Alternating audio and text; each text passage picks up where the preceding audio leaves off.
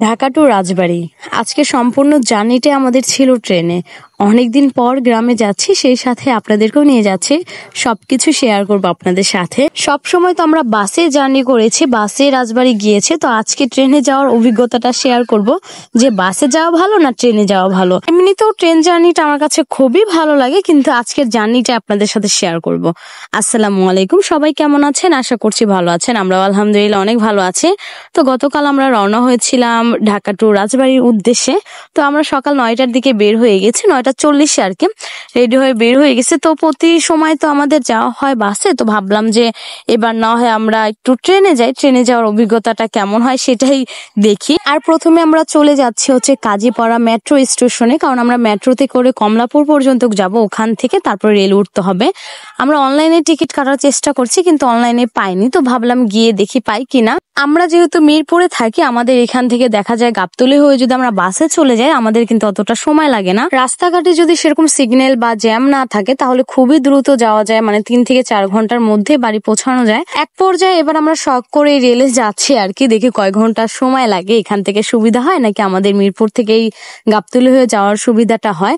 কারণ আমাদের এই যে দেখা যায় মিরপুর থেকে কমলাপুর যেতে গেলে অনেকটাই সময় মানে চলে যায়, আর যেহেতু মেট্রো আছে মেট্রোতে চলে গেলে অতটা সময় লাগে না। আমার বাসার পাশেই যেহেতু মেট্রো, কমলাপুর পর্যন্ত যেহেতু মেট্রোটার স্টেশন এখনো চালু হয়নি, আমরা মতিঝিল নেমে যাব। আর আমাদের মিরপুর থেকে মতিঝিল যেতে প্রায় 40 মিনিটের কাছাকাছি সময় লেগেছে। ওইখান থেকে আবার আরেকটা রিক্সা নিয়ে নিব, রিক্সা নিয়ে তারপরে হচ্ছে কমলাপুর চলে যাব।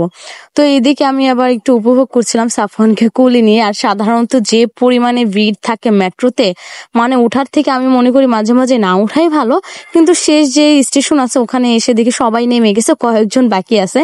তো আমরাই কয়েকজন ছিলাম, আমরা যেহেতু শেষ স্টেশনে নামবো এর জন্য হয়তো বা কয়েকজন আছে। যাই হোক, মেট্রো থেকে নেমে এখন কমলাপুর যাই, ওখান থেকে বাসের টিকিটটাও নিয়ে নেবো। সরি, বাসের না ট্রেনের, সবসময় বাসে যাতায়াত করা হয় দেখে বাসের কথাটাই বারবার মনে আসতেছে। তো ট্রেনের টিকিটটা কেটে তারপরে ভাবলাম আমরা কিছু খেয়ে নিই, যেহেতু সকাল 9টা 40 আমরা বের হয়েছে, এখনো মানে আমরা খাইনি সেরকম কিছু। তো ভাবলাম আগে নাস্তাটা সকালের করে নিই, আশেপাশে কোনো হোটেল দেখতে পাচ্ছিলাম না। আর আমাদের ট্রেন ছিল হচ্ছে বেলা 11টা 40-এ, তো সেই সময়ের মধ্যে আমাদের খাওয়া দাওয়া হয়ে যাবে। আর এমনি তো অনেকটা সময় হাতে ছিল, এর জন্য আস্তে ধীরে খেয়ে তারপরে রেলের কাছে চলে যাব আর কি। আমি এখানে একটা স্যান্ডউইচ খাচ্ছিলাম, সাথে একটা বার্গার নিয়ে নিয়েছি। এগুলি থেকে আর সকালবেলা পেট ভরে? আমার আবার সকালবেলা একটু ভারী খাবারের প্রয়োজন হয়, আমি একটু ভারী খাবারই খাই। তো এখানে আমরা একটু খাবার দাবার পর একটু কফি খেয়ে নিচ্ছি। আর ট্রেনের কাছে যাওয়ার পরে মানে ট্রেনটা দেখে আমি অবাক।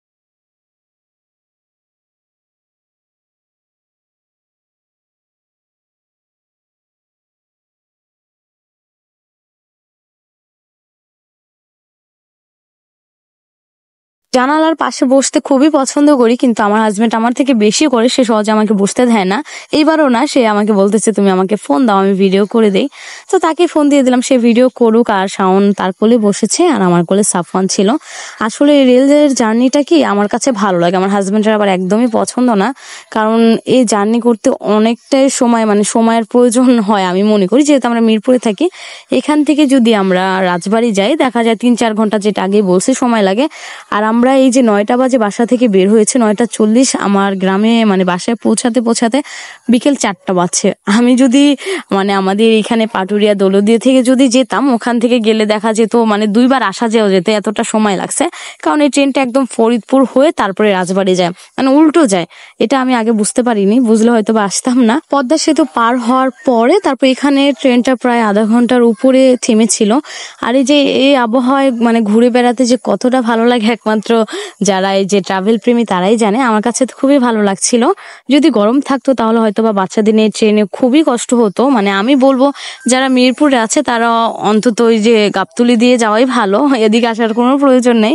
শখ করে একবার এসে গেলাম, পরবর্তীতে হয়তো বা আর আসা হবে না। তো এদিকে একটু হাঁটাচলা করতে করতে বোরিং ফিল করছিলাম। এদিকে আমার হাজবেন্ড দেখি চানাচুর নিয়ে খাচ্ছে। এখানে মানে 20 টাকার চানাচুর, এটা ভাবা যায় যে এটা 10 টাকার জিনিস এখানে 20 টাকা বিক্রি করছে। যাই হোক, আবার ট্রেনটা ছেড়ে দিয়েছে, এখানে আবার ভাঙা পৌঁছে গেছে। আমরা ভাঙা আছে কিন্তু ভাঙার কোনো চিহ্নই নেই। তো এদিকে আমরা প্রায় 3:30 বাজে আমাদের রাজবাড়ি ট্রেনটা থেমেছে, এখান থেকে নেমে আমরা রিক্সা নিয়ে এখন সোজা বাসায় চলে যাব। যারা হচ্ছে মতিঝিলের দিকে থাকে বা এটার আশেপাশে থাকে, কমলাপুরের আশেপাশে, তাদের জন্য আমি মনে করি ওই দিক থেকে যাওয়া ভালো। আর আমাদের যেহেতু মিরপুর, আমি মনে করি যে আমাদের মানে একদম গাবতলী হয়ে যাওয়া একদম বেস্ট। আমার কাছে এবার জার্নিটা একটুও ভালো লাগেনি, কারণ অনেকটা সময় বসে থাকতে আমরা অনেকটাই বোরিং ফিল করছিলাম। তারপর তো অবশেষে আমরা চলে আসলাম, আর ভিডিওটা এখানে শেষ করলাম। আল্লাহ হাফেজ।